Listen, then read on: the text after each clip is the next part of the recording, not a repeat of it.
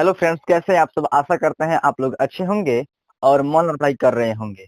तो इस सेशन में हम लोग एक न्यू क्वेश्चन के ऊपर डिस्कशन करने वाले हैं। क्वेश्चन क्या कह रहा है, क्वेश्चन ये बिलोंग कर रहा है वेक्टर चैप्टर को, और कह रहा है कि if the sum of magnitude of vector A and B is 16 newton.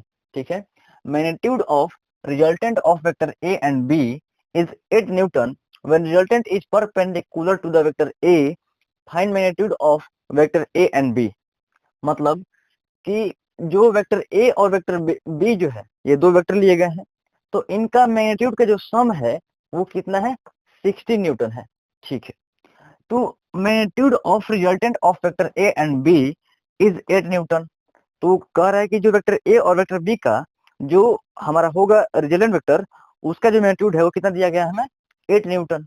ठीक है, तो when resultant is perpendicular to the vector A, तो कह रहा है कि जो रिजल्टेंट है वो यदि क्या है कि वेक्टर ए पर परपेंडिकुलर है, तब हमें फाइंड करना है, find magnitude of vector A and B. Vector A और वेक्टर बी का जो मैग्नीट्यूड है वो क्या है, उसका हमें फाइंड करना है। ठीक है, तो क्या कह रहा है बेसिकली, हम लोग जानते हैं कि बात हो रही है पर वेक्टर ए और वेक्टर बी के। ठीक है, इनके मैग्नीट्यूड की बात हो रही है। तो वेक्टर ए जो होता है, इसका मैग्नीट्यूड मतलब क्या, कि वेक्टर ए को हम इस तरह से मोड में रखते हैं, फिर जो निकलता है वो हमारा कुछ इस तरह से निकलता है, और बोलते हैं कि ये हमारा जो है क्या है, वेक्टर ए है। सिमिलरली हमारा ये जो वेक्टर बी है, ये क्या हो जाएगा हमारा, इस तरह से हो जाएगा, और हमारा क्या निकलेगा, इस तरह से, ये हमारा कहेंगे वेक्टर बी है। ठीक है, तो वेक्टर ए और वेक्टर बी, इन दोनों का जो सम दिया गया है 60 न्यूटन है। तो हम ऐसे क्या कह सकते हैं, कि वेक्टर ए का जो मैग्नीट्यूड है ए, और जो वेक्टर बी का मैग्नीट्यूड है जो बी, है ना, कितना दिया गया है हमें, 16 न्यूटन। ठीक है, यहाँ से हम समझ गए ये वाला बात। आगे कहा गया है कि जो इन दोनों का, वेक्टर ए का और वेक्टर बी का जो रिजल्टेंट वेक्टर है ना, तो हम उसको आर मान लेंगे। ठीक है, उसका क्या दिया गया है मैग्नीट्यूड, 8 न्यूटन। ठीक है, तो मान लेते हैं कि जो हमारा रिजल्टेंट वेक्टर है, ठीक है, तो मान लीजिए हमारा इस तरह से होगा, तो इसका जो मैग्नीट्यूड होगा हमारा क्या होगा, आर होगा। ठीक है, ओनली आर। तो वो कितना दिया गया हमें, 8 न्यूटन। ठीक है, इतना समझ गए। तो कहा गया है कि जब परपेंडिकुलर है, जो हमारा रिजल्टेंट वेक्टर है, यदि जब वो परपेंडिकुलर होता है वेक्टर ए पर, ठीक है, तो हमें फाइंड करना है कि वेक्टर ए और वेक्टर बी का जो मैग्नीट्यूड है, यानी ए और बी का जो वैल्यू है वो हमें फाइंड करना है। तो देखिए, इस प्रश्न को हम लोग दो मेथड से हल करेंगे। पहला मेथड जो है वो बहुत इजी है, पहले उसके द्वारा हम हल करते हैं। तो बेसिकली इसका जो डायग्राम बनेगा, एरो डायग्राम कैसे बनेगा, तो ये हमारा यदि वेक्टर ए होता है, ठीक है, क्या होता है, वेक्टर ए होता है, और ये हमारा यदि वेक्टर बी होता है, क्या होता है, वेक्टर बी होता है।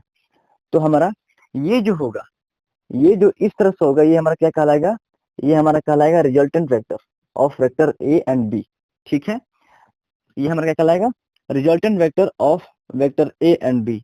ठीक है, तो वेक्टर ए और वेक्टर बी का जो मैग्नीट्यूड है, क्या है, ए और बी है रिस्पेक्टिवली, और उनका सम क्या दिया गया है हमें, 16 न्यूटन। मतलब कि हम जानते हैं वेक्टर ए के मैग्नीट्यूड से हम क्या समझते हैं, हम यह समझते हैं कि ये जो एरो है ना, ये जो एरो है, ये वेक्टर ए को रिप्रेजेंट करता है डायग्रामेटिकली। ठीक है, तो यहाँ पर जो है, इसको हम बोलते हैं, इस एरो का क्या, टेल बोलते हैं, और इसको हम हेड बोलते हैं, और ये पूरा जो लेंथ है यहाँ से लेकर यहाँ तक, बोलते हैं कि ये रिप्रेजेंट करता है किसको, तो वेक्टर ए के जो होता है मैग्नीट्यूड जो होता है, ठीक है, जो मैग्नीट्यूड होता है यहाँ पर, उसको रिप्रेजेंट करता है। ठीक है, कौन, ये जो लेंथ है एरो का। तो वेक्टर ए का मैग्नीट्यूड और वेक्टर बी का मैग्नीट्यूड का जो सम है कितना है, 16 न्यूटन है। तो हम कह सकते हैं कि ये जो लेंथ है और ये जो लेंथ है, इन दोनों के लंबाई का जो सम है वो 16 न्यूटन दिया गया है। तो यदि हम इस लंबाई को, ये वेक्टर ए की जो लंबाई है, इसको हम यदि हम मान लेते हैं कि हमारा क्या दिया गया है, एक्स दिया गया है, हम सपोज कर लेते हैं यहाँ पर। ठीक है, हमने इसको ऐसा लेट कर लिया कि ये जो लेंथ है पूरा हमारा क्या है, एक्स है, जो वेक्टर ए का जो लेंथ है एक्स है। तो हमारा वेक्टर बी का लेंथ क्या हो जाएगा, अपने आप हो जाएगा 16 माइनस का एक्स हो जाएगा। ठीक है, इतना समझ में आ रहा होगा।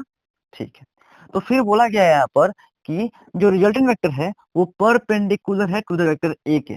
ठीक है, इसका मतलब कि ये हमारा जो है रिजल्टेंट वेक्टर, ठीक है। तो ये जो एंगल बनाएगा वेक्टर ए के साथ में यहाँ पर बनाएगा, तो परपेंडिकुलर है, यानी क्या 90 डिग्री है, ठीक है, क्या है 90 डिग्री है। तो बेसिकली हमारा यहाँ पर जब 90 डिग्री आ रहा है तो इसका डायग्राम कुछ इस तरह से बनने वाला होगा।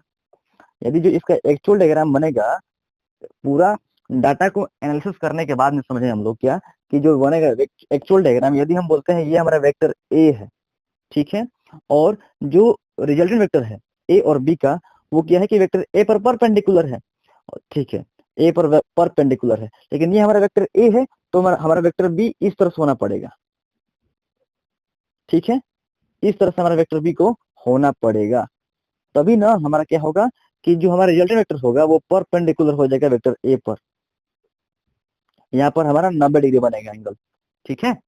तो यहाँ पर समझिए कि ये हमारा एक्स हो गया, ठीक है, ये हमारा जो वेक्टर बी है इसका लेंथ जो है हमारा कितना हो गया 16 माइनस एक्स हो गया, ठीक है।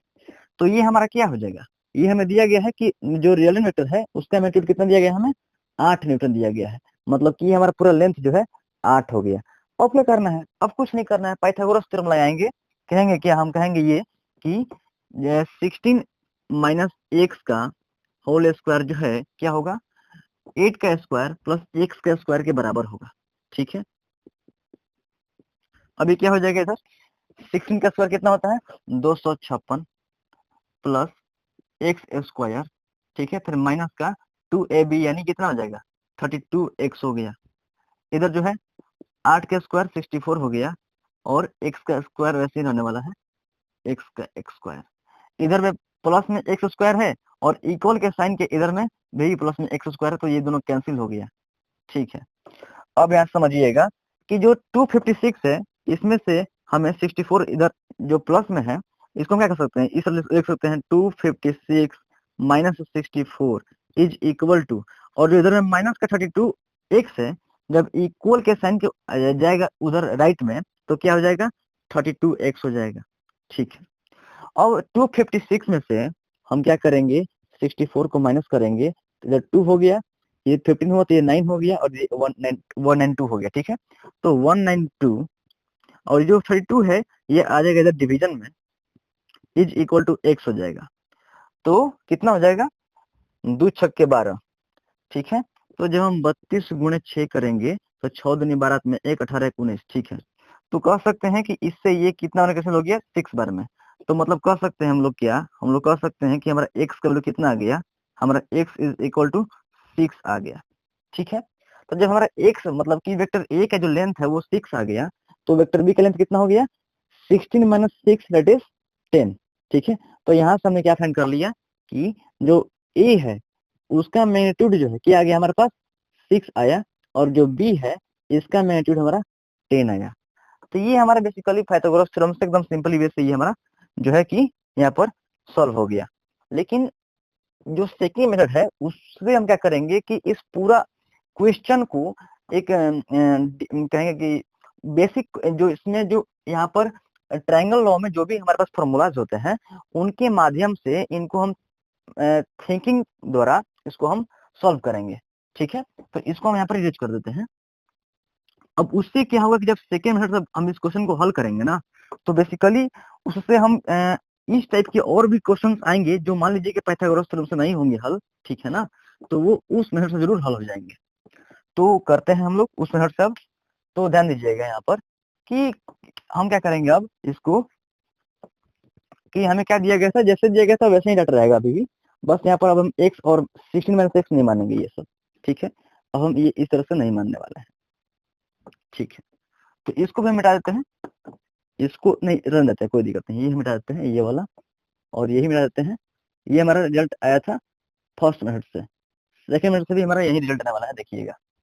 तो यहाँ पर क्या दिया गया है कि वेक्टर ए है, वेक्टर बी है, और जो ये हमारा क्या है, ये हमारा है रिजल्टेंट वेक्टर, ठीक है। तो हम लोग क्या जानते हैं कि जो हमारा होता है क्या रिजल्टेंट वेक्टर जो होता है, ठीक है, तो उसको हम यहाँ पर आर माने हैं, तो आर इज इक्वल टू क्या हो जाएगा रूट में A square plus B square plus 2ab cos theta plus B square plus 2ab cos theta, ठीक है। हम जानते हैं ए हमारा क्या है यहाँ पर, तो ए हमारा बेसिकली वेक्टर ए का मैग्नीट्यूड होता है, बी भी उसी तरह से वेक्टर बी का मैग्नीट्यूड होता है, और आर जो होता है ये हमारा जो वेक्टर ए और वेक्टर बी का रिजल्टेंट वेक्टर होता है उसका मैग्नीट्यूड होता है।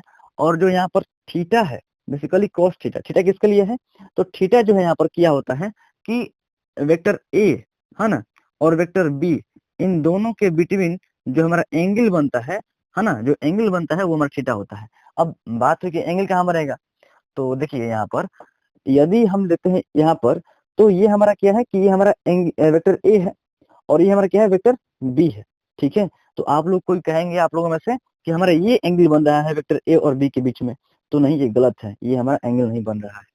क्यों, हमने इससे पहले वाला वीडियो में बताया था, क्या बताया था कि एंगल कैसे बनता है। मान लीजिए ये कोई एक वेक्टर है, ठीक है, और ये हमारा कोई दूसरा वेक्टर है, ठीक है। एक ये इस तरफ हो सकता है कुछ ऑप्शन, दूसरा क्या हो सकता है कि ये हमारा ये कोई एक वेक्टर है, ठीक है, और ये हमारा कोई एक वेक्टर है, ठीक है। ये हमारा इस तरह कुछ ऑप्शन हो सकता है।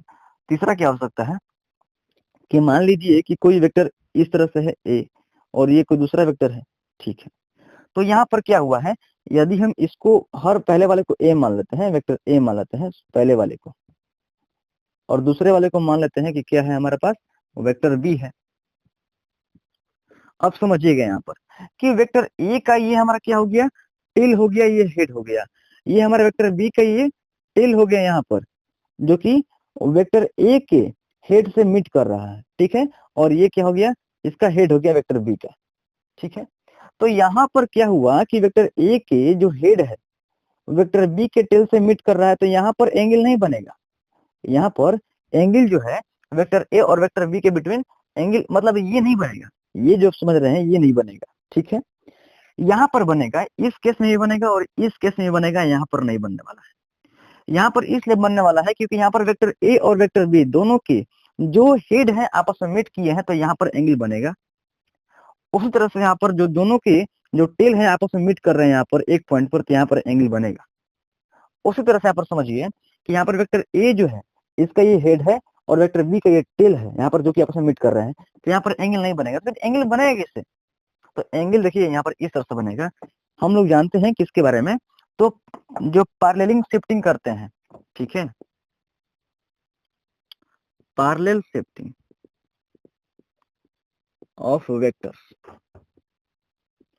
ठीक है। इसमें हम समझते हैं इस टॉपिक पे क्या हम जानते हैं, इस टॉपिक से हम जानते हैं कि किसी वेक्टर को हम पैरेलल कहीं पर भी शिफ्ट कर देंगे, कर सकते हैं। मतलब क्या हुआ, मतलब यह हुआ कि उस वेक्टर का मान लीजिए ये कोई एक वेक्टर है जो कि हम इसको डायग्रामेटिकली एरो से इसको रिप्रेजेंट कर दिए, ठीक है। नाम देते हैं कि हमारा वेक्टर ए है, ठीक है। तो वेक्टर ए है, तो यदि इसका लेंथ यहाँ पर एल है, ठीक है ना, और यदि हम कहते हैं कि ये हमारा किधर है, ये जो वेक्टर ए है ये हमारा ईस्ट डायरेक्शन में है, ठीक है। यदि हम ऐसा कहते हैं तो इसको हम कहीं पर भी ले जाएं, यहाँ से हम इसको घुमाकर मान लीजिए लाते हैं यहाँ पर, ठीक है, और यहाँ पर भी कहते हैं कि ये हमारा लेंथ एल है और ये हमारा अभी भी ईस्ट में ही है, तो हम क्या कहेंगे, हम ये कहेंगे कि ये अभी भी हमारा वेक्टर ए ही कहलाएगा, क्योंकि यहाँ पर ना लेंथ में कोई चेंज हुआ है और नहीं तो यहाँ पर इसके डायरेक्शन में कोई चेंज हुआ है। तो जब कोई वेक्टर क्या हो कि पहले जिस मोड में था, मतलब कि पहले उसके पास जो डायरेक्शन था और मैग्नीट्यूड था, और अभी भी वहां से हम कहीं पर ले रहे हैं पैरेलल शिफ्ट कर रहे हैं, मान लीजिए कि अभी भी क्या है इसका, अभी भी जिस डायरेक्शन में वेक्टर ए है, ये जो वेक्टर है जिस डायरेक्शन में है और अभी भी उसका वही लेंथ है जो पहले था, तो कहेंगे कि अभी भी ये हमारा वेक्टर ए ही है। इसीलिए हम क्या करेंगे, इसको हम लोग ये जो वेक्टर ए है ना, इसको हम लोग इस तरह से आगे शिफ्ट कर सकते हैं। समझिए यहाँ पर ये जो है, यहाँ पर जो बेसिकली हमारा एक्स एक्सिस होगा, इस पर हम इसको इस तरह शिफ्ट कर सकते हैं और कहें कि ये हमारा क्या है, वेक्टर ए है, ठीक है। अब देखिए आप कहेंगे कि यहाँ पर वेक्टर ए की जो टेल है और वेक्टर बी की जो टेल है आपस में मीट कर रहा है, तो इसलिए यहाँ पर ये जो एंगल बनेगा ना, ये जो एंगल बनेगा यही कहलाएगा कि angle between vector A and vector B, जिसको थीटा से हम रिप्रेजेंट करेंगे, ठीक है। आशा करते हैं आप समझ गए होंगे कि एंगल के बारे में, कि बिटवीन टू वेक्टर्स हम एंगल कैसे फाइंड करते हैं, तो समझते हैं। तो यहाँ पर जो एंगल बन रहा है यही है हमारा थीटा, ठीक है। तो यहाँ पर क्या करना है हमें, हालांकि यहाँ पर एंगल से मतलब नहीं है, समझने के लिए बस था कि थीटा होता क्या है, इसलिए हम बता दिए यहाँ पर। अब बेसिकली हम समझते हैं जो निकालना है क्या, हमें वेक्टर ए और वेक्टर बी के मैग्नीट्यूड फाइंड करना है हमें। तो कैसे निकालेंगे उसको, देखिए ध्यान दीजिएगा कि यहाँ पर जो हमारे रिजल्टेंट वेक्टर है वो कितना दिया गया है, उसका मैग्नीट्यूड 8 दिया गया है, तो हम यहाँ पर 8 रख देंगे यहाँ पर, ठीक है। वेक्टर ए जो है वो कितना है हमारे पास, वेक्टर ए जो है यहाँ पर क्या है हमारे पास, ए और बी का सम कितना दिया गया है, 16 दिया गया है ना। वेक्टर ए और वेक्टर बी के जो सम है वो 16 दिया गया है, मैग्नीट्यूड का जो सम है वो 16 दिया गया है।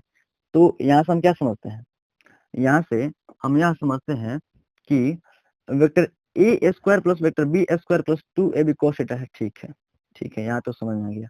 मतलब यहाँ पर हमारा हमको ये भी नहीं मालूम है, बी भी नहीं मालूम है, और cos थीटा भी नहीं मालूम है, ठीक है। तो अब जाते हैं दूसरा फॉर्मूला पर, दूसरा जो यहाँ पर निकलता है कंक्लूजन, है ना, इस ट्रायंगल लॉ में क्या वो निकलता है, वो निकलता है कि जो tan alpha is equal to B sine theta upon में A plus B cos theta, ये क्या होता है। तो यहाँ पर समझिए, जब ये हमारा वेक्टर ए जो था, जब हमारे पास यहाँ पर था, ये वेक्टर ए जो हमारे यहाँ पर था जब, तो जब रिजल्टेंट वेक्टर और जो वेक्टर ए है इनके बिटवीन जो एंगल बन रहा था, ठीक है, यही कहलाता है क्या, यही कहलाता है, इसी को हम यहाँ पर बेसिकली अल्फा लिए हैं, ठीक है, इसी को हम बेसिकली अल्फा लिए हैं। कुछ भी ले सकते हैं, सपोज कर सकते हैं, बीटा भी कर सकते हैं, गाना भी कर सकते हैं। तो ये एंगल जो है टेन के पास में, ये जो एंगल है कैसा एंगल होता है, तो ये वह एंगल होता है जो कि बनता है रिजल्टेंट वेक्टर से और वेक्टर ए के बिटवीन, ठीक है। तो यहाँ पर क्या हो जाएगा कि टेन अल्फा जो है क्या हो जाएगा, हमारे पास हमको दिया गया है कि जो रिजल्टेंट वेक्टर है ना, वो परपेंडिकुलर है वेक्टर ए पर, देखिए यहाँ पर दिया गया है, दिया गया है। तो इससे हमें यह समझ में आता है क्या कि अल्फा जो है कितना हो गया हमारा, अल्फा जो है यहाँ से समझ में आता है कि 90 डिग्री दिया गया है, ठीक है, 90 डिग्री दिया गया है। इसका मतलब कि टेन अल्फा जो है क्या हो जाएगा हमारे पास, टेन 90 डिग्री हो जाएगा। और टेन 90 की वैल्यू क्या होता है, टेन 90 का वैल्यू क्या होता है, आप लोग कहिएगा, यदि नहीं याद होगा तो क्या कहिएगा कि tan is equal to sine theta अपन में cos थीटा होता है, ठीक है, होता है साइन थीटा अपन में cos थीटा। साइन थीटा मतलब क्या, साइन 90, साइन 90 की वैल्यू 1 होता है, cos 90 की वैल्यू 0 होता है। तो 1 अपन में 0 क्या होता है, आप लोग कहिएगा नॉट डिफाइंड होता है, ठीक है, क्या कहिएगा कि नॉट डिफाइंड होता है। लेकिन ये जो है ये हमारा मैथमेटिक्स में होता है, ठीक है ना, ये हमारा जो है मैथमेटिक्स में होता है। फिजिक्स में इसको हम क्या कहते हैं, जब ऐसा कंडीशन बनता है फिजिक्स में, तो इसको हम नॉट डिफाइन नहीं कहते हैं, इसको हम इन्फिनिटी कहते हैं। इन्फिनिटी मतलब क्या, बहुत बड़ा कहते हैं, यहाँ पर कुछ ऐसा समझिए, ठीक है। ये क्या है, इन्फिनिटी जो है इसका वैल्यू जो है बहुत बड़ा है, ऐसा समझना है हमें। तो इसका मतलब क्या हुआ कि हम यहाँ से समझते हैं कि 1090 का जो वैल्यू हमारा 1 अपन में 0 आया, इसको हमने क्या कहा है फिजिक्स में, हमने इसको फिजिक्स में कहा कि ये हमारा इन्फिनिटी है, मतलब कि ये कोई बहुत बड़ा संख्या है, ठीक है, जिसको हम इमेजिन भी नहीं कर सकते हैं। तो यहाँ पर ये समझ में आया कि 1090 जो है ये हमारा तो क्या हो गया, इन्फिनिटी हो गया, बहुत बड़ा हो गया, is equal to B sine theta upon में A plus B cos theta, ठीक है। तो कहने का अर्थ है कि इधर कोई संख्या बहुत बड़ा कब होगा, इधर जो वैल्यू आया हमारा, जब हम बी साइन थीटा को ए प्लस बी cos थीटा से जब डिवाइड किया हमने, तो इधर कब बड़ा होगा, इधर जो है वैल्यू आरएचएस में कब बड़ा आएगा, ऐसा समझिए।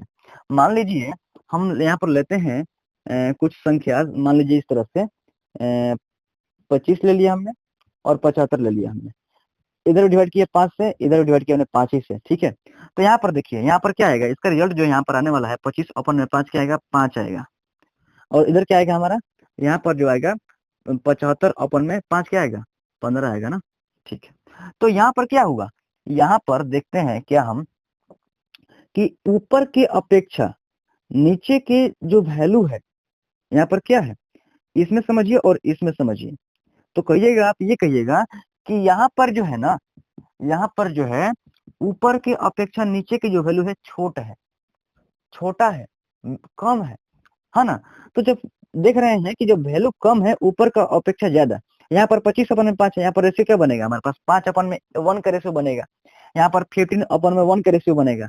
मतलब यहाँ पर जो वैल्यू है ऊपर से काफी छोटा है।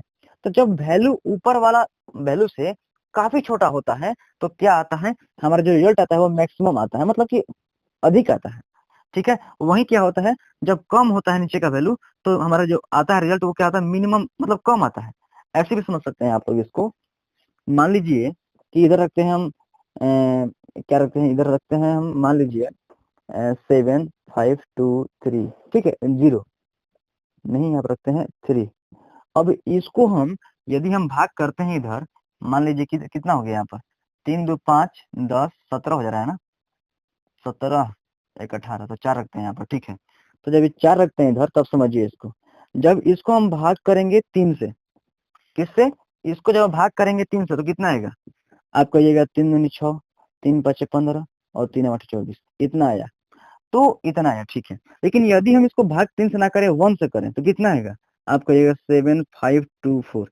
देखिए, जब हम कम संख्या से मल्टीप्लाई किए, वह संख्या जिसकी वैल्यू कम है, जब मल्टीप्लाई किए तो जो वैल्यू आया है, और एक बार उसको देखिए, जब हम 1 के अपेक्षा 3 क्या है, बड़ा है, तो जब हम बड़ा संख्या से, मतलब वह संख्या जिसकी वैल्यू मतलब कि बड़ा है, मतलब अधिक है, उससे हम जब डिवाइड किए इसी संख्या को, तो मतलब क्या आया, ये 2508 जो आया है, ठीक है, 2508 जो आया है, इन दोनों वैल्यू को देखिए, तो आप कहिए कि ये जो है वैल्यू छोटा है और ये जो वैल्यू है क्या है हमारा पास, बड़ा है।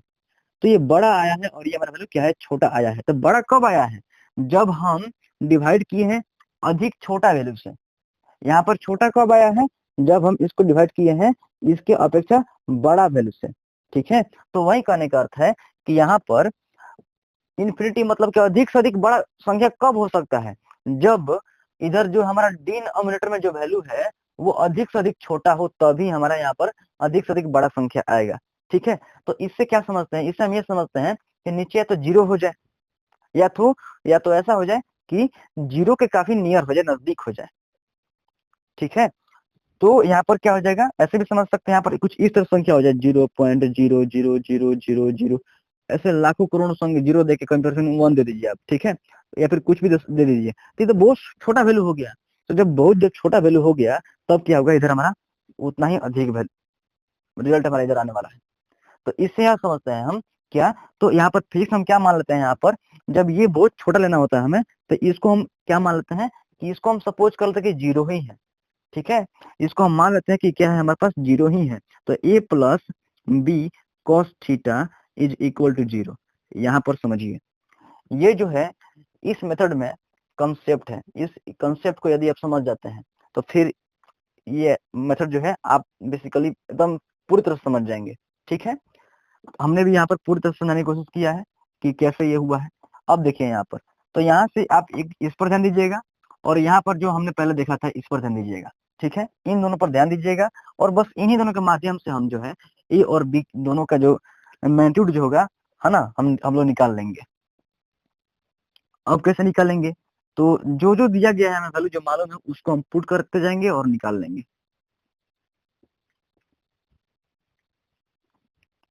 यहाँ पर क्या था हमारे पास, आर था। आर बेसिकली क्या दिया गया है, आर का जो मैग्नीट्यूड है वो कितना दिया गया था, 8 दिया गया था, ठीक है। कितना दिया गया था, 8। और ए क्या है अभी भी नहीं मालूम है, कोई बात नहीं, तो इसको हम ए ही रन देते हैं, A square plus B square plus 2ab cos theta, ठीक है। तो इधर क्या है, इधर रूट है। अब समझिए यहाँ पर, यहाँ से आप समझिए कि बी कॉस थीटा, यहाँ पर देख रहे हैं कि बी कॉस थीटा जो है उसकी हम वैल्यू यहाँ से निकाल सकते हैं, ठीक है। उसका हम वैल्यू यहाँ से निकाल सकते हैं, कैसे, तो B cos theta is equal to minus A हो जाएगा, क्योंकि ये जो ए है इधर पॉजिटिव में है, उधर नेगेटिव में हो जाएगा, तो माइनस का ए आ गया। तो यानी बी कॉस थीटा की जगह पर क्या रख सकते हैं हम, माइनस ए रख सकते हैं, ठीक है। यहाँ पर 2ab कॉस थीटा हमारे पास था पहले से, तो यहाँ पर हम बी कॉस थीटा की जगह पर क्या रखेंगे, माइनस का ए रखेंगे। तो बी कॉस थीटा हमने यहाँ पर इरेज कर दिया, और यहाँ पर हमने माइनस का ए रख दिया, ठीक है। ये मल्टीप्लीकेशन में है, इधर समझ आ गया। अब देखिए यहाँ पर, अब यहाँ से हम क्या समझते हैं, तो इधर 8 हो गया, जो हमारे पास इधर रूट में था, अभी ऐसे उधर रहने देते हैं, कोई दिक्कत नहीं है, ये रूट ऐसे ही रहने वाला है। अब ए स्क्वायर प्लस बी स्क्वायर, इधर क्या हो जाएगा, प्लस माइनस माइनस हो जाएगा, तो मतलब माइनस का 2a स्क्वायर हो जाएगा। अब देखिए ए स्क्वायर जो इधर प्लस में है, ठीक है, और माइनस का 2a² जो है माइनस में है, मतलब 2 स्क्वायर जो इधर माइनस में है, तो कुल मिलाकर क्या हो गया हमारे पास कुल मिलाकर होने वाला है b² माइनस a²। ठीक है, क्या हो जाएगा हमारे पास b² माइनस a² हो जाएगा, क्योंकि माइनस का 2 था और प्लस का 1 था। तो अब देखिए यहाँ से क्या करेंगे हम, इधर जो रूट है हमारे पास, इधर जो रूट है हमारे पास, ये इधर स्क्वायर आ जाएगा, तो 8 का स्क्वायर 64 हो जाएगा। ठीक है, और ये क्या हो गया इधर b² माइनस a² वही है हमारे पास, मतलब कि a² minus b² is equal to क्या होता है, एक बार a प्लस बी होता है इंटू में a माइनस बी होता है, तो उसी को यहाँ अप्लाई करेंगे यहाँ पर, तो क्या हो जाएगा एक बार b माइनस a और b प्लस a। हमें b प्लस a की वैल्यू मालूम है, जो कि a प्लस b है, 16 है। ठीक है, 16 है, क्या है 16 है। तो यदि हम यहाँ पर रखेंगे 16, यदि b प्लस a की जो वैल्यू है 16, यदि हम उसको इधर लाएं तो क्या हो जाएगा 64 अपॉन में 16 हो जाएगा, दैट इज 16 चौके 64, 4 हो गया b माइनस a। अब आपके पास b माइनस a का इक्वेशन आ गया 4, b माइनस जो a है वो 4 के बराबर मिल गया हमें। ठीक है, b माइनस a जो है 4 के बराबर मिल गया हमें। तो हमें पहले से मालूम था a plus B is equal to 16, तो अब आप क्या कर लेंगे, इन दोनों इक्वेशन से आप दो वेरिएबल की जो वैल्यू है वो हम फाइंड कर लेंगे। कैसे, ध्यान दीजिए, हमारे पास क्या था, तो a plus B is equal to 16 था, पहले दिया गया था। यहाँ पर क्या है b minus a is equal to 4, तो यहाँ पर b माइनस a, तो ये जो हमारे पास a plus B is equal 16 है, और ये यदि हम इसको इस क्रम में लिखें तो इसको लिख सकते हैं माइनस का a प्लस का b इज इक्वल टू क्या 4। ठीक है, a जो है निगेटिव में है, b जो है पॉजिटिव में है, यहाँ पर भी a निगेटिव में b पॉजिटिव में। ठीक है, अब क्या करते हैं हम, बेसिकली ऊपर के इक्वेशन को और नीचे के इक्वेशन को दोनों को हम ऐड कर देते हैं। ठीक है, तो क्या हो जाएगा, ध्यान दीजिएगा, यहाँ पर ये माइनस में ये प्लस में ये कैंसिल दोनों हो गया, 2b हो गया इज इक्वल टू 16 और 4 20 हो गया। तो यहाँ से आप कहिएगा कि b इज इक्वल टू कितना हो गया, 10 हमारा आ गया।